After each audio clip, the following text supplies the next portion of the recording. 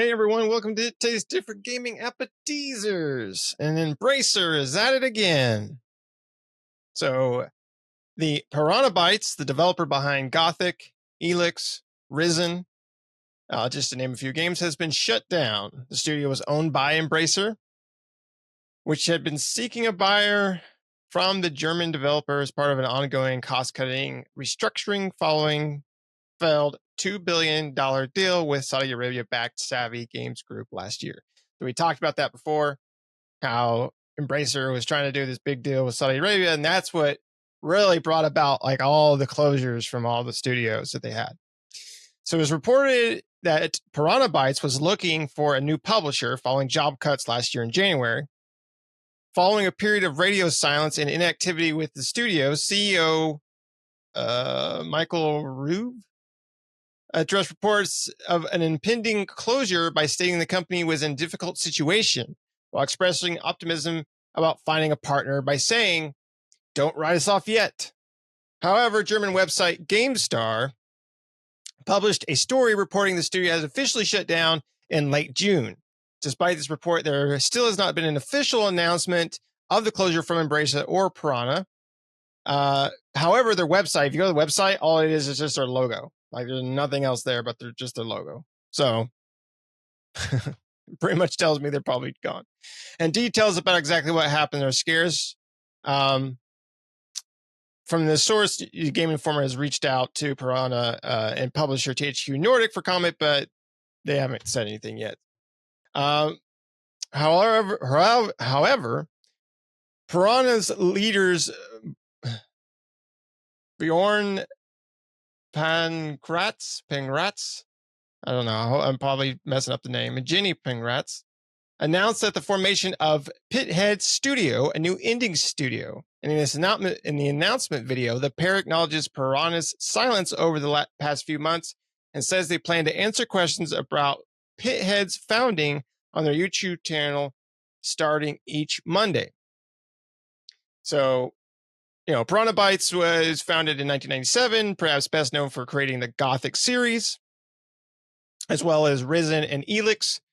I personally loved Gothic.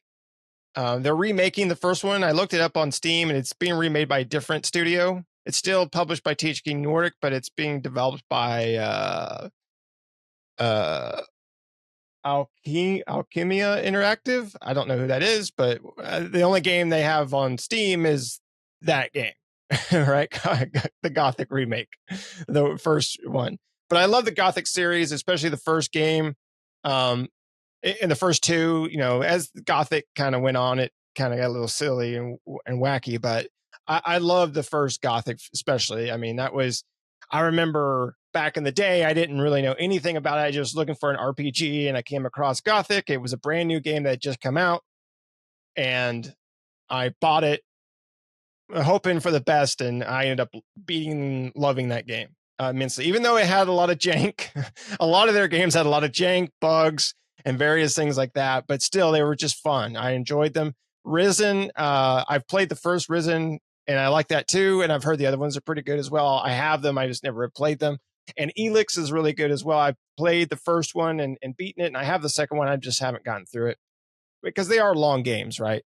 They're long RPGs. But Piranha Bytes, like I said, a lot of their games are usually riddled with bugs and jankiness, but they are a lot of fun to play.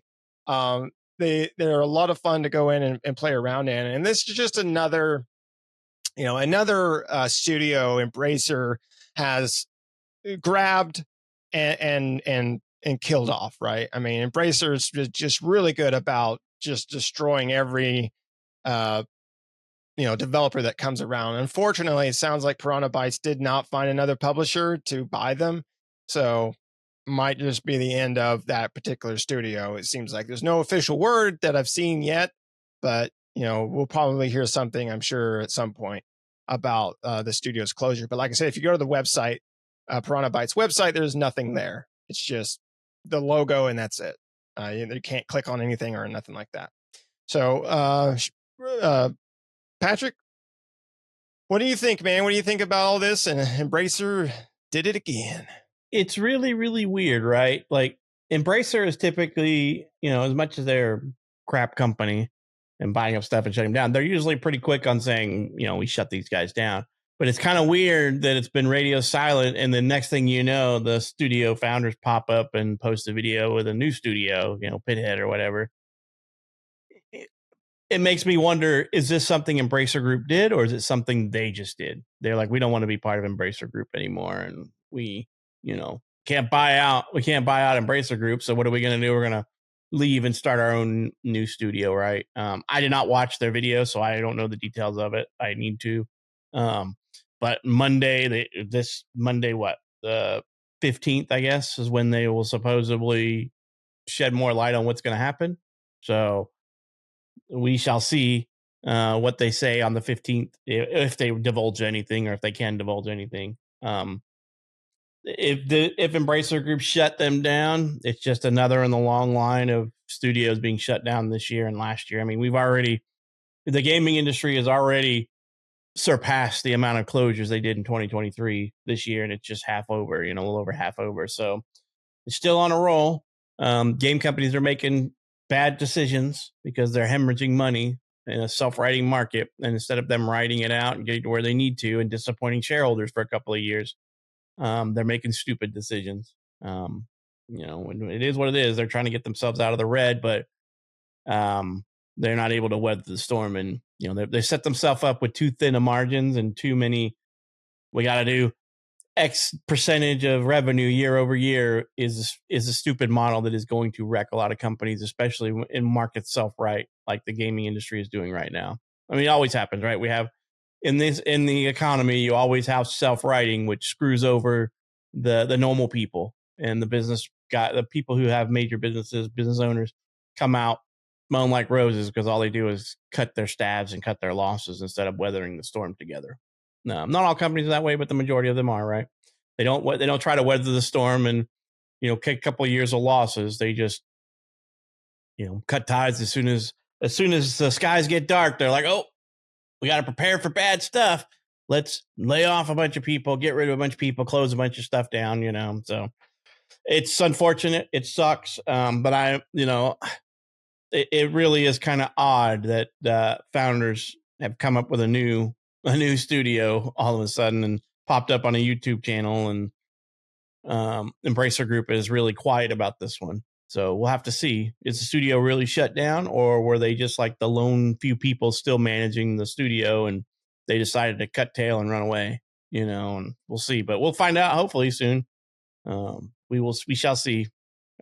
It's hard to speculate. I don't know how big their studio was. Like, do you know how many people there were on their studio, Nick, or anything like that? The article doesn't really say whether it was 20 people, 100 people, how many people worked at Piranha Bytes. I don't know. It's sad news anytime it happens, but hopefully the people that are out have found something to move on to. Maybe they've found something better, or hopefully Embracer is taking care of them by giving them a stipend. That's what I really hope has happened. But more than likely, with as much stuff as going on, probably not. According to the Wicca, there was 33 as of 2021. There was 33 employees. Okay, so they had some rifts last year and stuff like that. So I don't know if they shrunk or if they stayed at 33, but hopefully their number of employees that they have that were there, if they did get shut down, got taken care of. We will never know because they probably sign NDAs about, if you take this stipend or this, this a little bit of money to hold you over until you can find another job, they usually sign NDAs or where they can't talk about what was given to them or anything like that. Hopefully they all were taken care of to something, set them up nicely to be able to bounce back and land back on their feet. That's what I hope. But their stuff was okay. I wasn't a huge fan of what they put out, but still, they're artists. People like their art and their games, and it's going to be a loss for gamers. Yeah, and they are a niche company in that sense, right? Not everybody likes Gothic and Risen and Elex. I am a fan, and there's other people out there that are fans. They have their groups. I like their games. I enjoy them. They are buggy and janky, but they're for me, they were fun. I enjoyed them. So hopefully Pithead Studios, they continue to do what they've been doing with, in Piranha Bytes. I don't know. We'll know more about, like you said, more about that.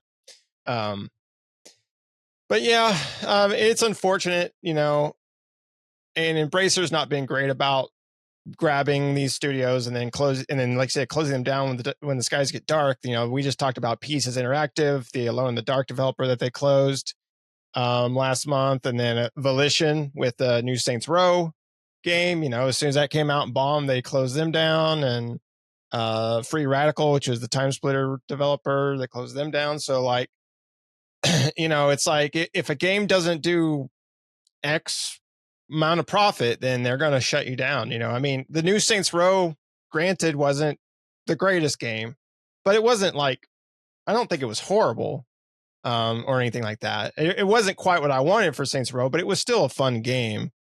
And I think Volition, I think at that time, I thought that maybe like the next one that they do, if they keep doing keep doing Saints Row, maybe the next one they'll kind of go back to, kind of go a little bit more into the craziness and stuff that we expect from Saints Row, right? But now they won't get that opportunity, right? And that franchise is more than likely dead. Hopefully that IP has been sold off to somebody else, to where it could be revived by some other developer. But right now, as far as we know, it's a dead IP. So we won't know what's going to happen. I don't know what's going to happen to the IPs that Piranha Bytes has. I don't know when Embracer buys the company. I'm assuming they own the IPs at that point, right? And so they have other developers that they could throw these IPs to and create off of them if they wanted to, right? So Piranha Bytes or Pithead Studios will have to do new stuff. Who knows? It's an indie company, so indie companies are a little hard to get off the get off the launch pad. So we'll have to see how it does for them. But yeah, I'll have to check out their video on Monday and see what they say. It'll be interesting to know what happened to Piranha Bytes and what Pithead has in store for the future. But yeah, that's about it. It just really sucks. You got anything else to say about this? No, hopefully they took care of their people. That's all I have to say. Yeah, for sure. Hopefully. And hopefully from Embracer, we don't see more of this stuff happening, right? Or any of the development companies out there, like stop closing a bunch of studios down and stuff. Yeah. Well, you'll stop hearing about Embracer because they're no longer known as Embracer Group, right? They split into 3 individual companies, right. So with stupid ass names. Middle Earth and Friends, Coffee Stain and Friends, and Asmodee. And why not and friends? I mean, right. Asmodee has no friends. I guess not. It's a lone person. It's one person in that group. The rest of them, it's a bunch of group people, but that one is just one person. But yeah, so whatever. No more closures. I mean, even Alone in the Dark, I played the new Alone in the Dark, and while it wasn't great, it wasn't a bad game either, right? And so I could see Pieces Interactive doing another Alone in the Dark and just kind of using this remake that they did, or redo of Alone in the Dark, just kind of using that as the foundation to make the next one, right? Because they had a good foundation. It's just the story was kind of weird and some of the gameplay elements and things like that. But ultimately, it was a pretty fun game. So, but again, it's one of those things where Pieces Interactive in this case is not going to be able to do that. And then Embracer, I don't know what they're going to do with the IP, right? And don't, much like everybody else, don't sit on these IPs. If you're not going to do anything with them, just sell them to somebody that will, right? Get rid of them, move them over to another developer that's going to take care, that wants to buy them and do something with them.